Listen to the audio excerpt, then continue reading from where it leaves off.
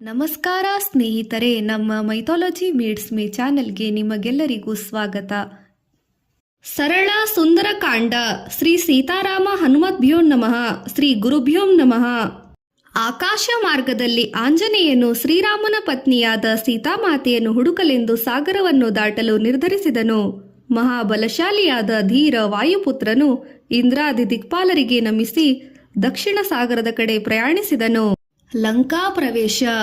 ಲಂಕಾನಗರಿಯ ಬಳಿಯ ಅರಣ್ಯ, ಹಸಿರು ಹುಲ್ಲುಗಾವಲು, ಸುಗಂಧಿತ ವೃಕ್ಷಗಳನ್ನು ಆಂಜನೇಯನು ನೋಡಿದನು.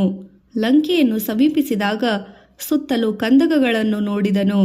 ಕಾವಲಿಗಾಗಿ ಅನೇಕ ರಾಕ್ಷಸರು ಸುತ್ತಲೂ ಸಂಚರಿಸುತ್ತಿದ್ದರು.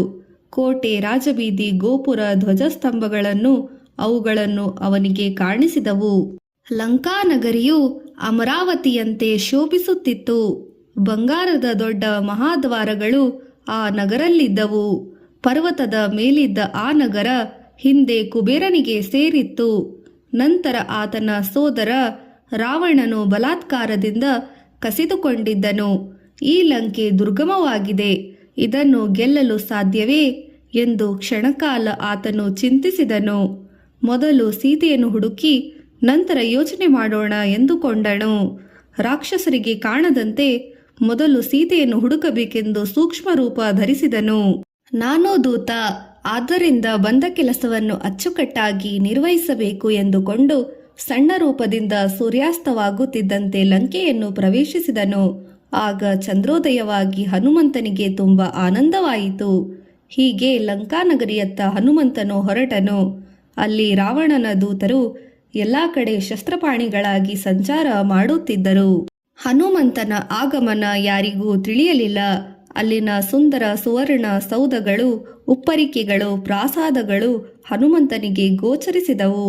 ಚಿನ್ನದ ಬಾಗಿಲುಗಳು, ವೈಡೂರ್ಯದ ಮೆಟ್ಟಿಲುಗಳು, ರತ್ನದ ಜಗುಲಿಗಳು ಅಲ್ಲಿ ಪ್ರಕಾಶಿಸುತ್ತಿದ್ದವು. ಹನುಮಂತನಿಗೆ ಲಂಕಾನಗರಿಯನ್ನು ನೋಡಿ ಕ್ಷಣಕಾಲ ಆಶ್ಚರ್ಯವಾಯಿತು. ಕಪಿಗಳಿಗೆ ಈ ನಗರಿಯನ್ನು ಮುತ್ತಿಗೆ ಹಾಕಲು ಸಾಧ್ಯವೇ ಎಂದೆನಿಸಿತು. ರಾಮಲಕ್ಷ್ಮಣರ ಶೌರ್ಯಕ್ಕೆ ಇದೇನು ಅಸಾಧ್ಯದ ಕೆಲಸವಲ್ಲ ಎಂದು ಆಂಜನೇಯನು ಯೋಚಿಸಿದನು. ಲಂಕಿಣಿಯು ಆಂಜನೇಯನ್ನು ತಡೆಗಟ್ಟಿದಳು. ಅವಳು ತನ್ನ ವಿಕಾರ ರೂಪದಿಂದ ಆಗ ಕಾಣಿಸಿಕೊಂಡು, ಕಪಿ, ನೀನಾರು? ನಿನಗೇಲೇನು ಕೆಲಸ? ನೀನು ನಗರದೊಳಗೆ ಹೋಗಲು ಸಾಧ್ಯವಿಲ್ಲ ಎಂದು ಗರ್ಜಿಸಿದಳು. ಆಂಜನೇಯನು ಸ್ವಲ್ಪವೂ ಹೆದರದೆ, ನೀನು ಯಾರೆಂದು ತಿಳಿಸು, ನನ್ನನ್ನೇಕೆ ತಡೆಯುವೆ ಎಂದು ಕೇಳಿದಾಗ, ನಾನು ರಾವಣನ ಆಜ್ಞೆಯಂತೆ ಲಂಕೆಯನ್ನು ರಕ್ಷಿಸುತ್ತಿರುವೆ ಎಂದಳು.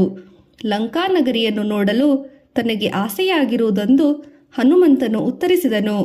ಹನುಮಂತನು ಲಂಕೆಯನ್ನು ತಾನು ಒಂದು ಬಾರಿ ನೋಡಿ ವಾಪಸ್ಸಾಗುವುದಾಗಿ ತಿಳಿಸಿದನು.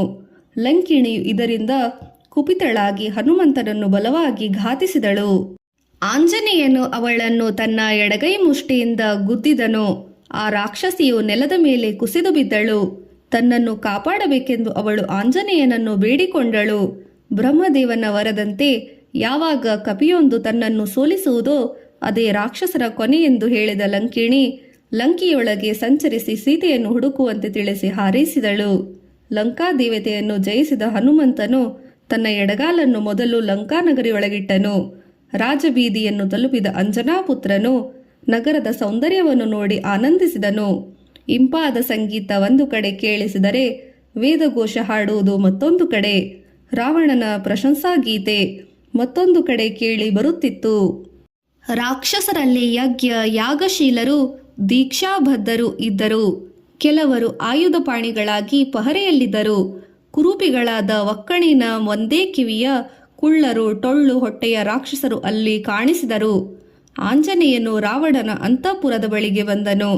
ಅಲ್ಲಿ ಸುತ್ತಲೂ ಹಲವಾರು ಶಸ್ತ್ರಧಾರಿ ಕಾವಲುಗಾರರಿದ್ದರು. ಮಹಾದ್ವಾರ ಸ್ವರ್ಗಮಯವಾಗಿತ್ತು. ಬಿಳಿಯ ಆನೆಗಳು ಅಲ್ಲಿದ್ದವು. ಚಿನ್ನದ ಪ್ರಾಕರ ಸುಗಂಧಪೂರಿತ ಅಂತಃಪುರದೊಳಗೆ ಹನುಮಂತನು ಆಗ ಪ್ರವೇಶಿಸಿದನು.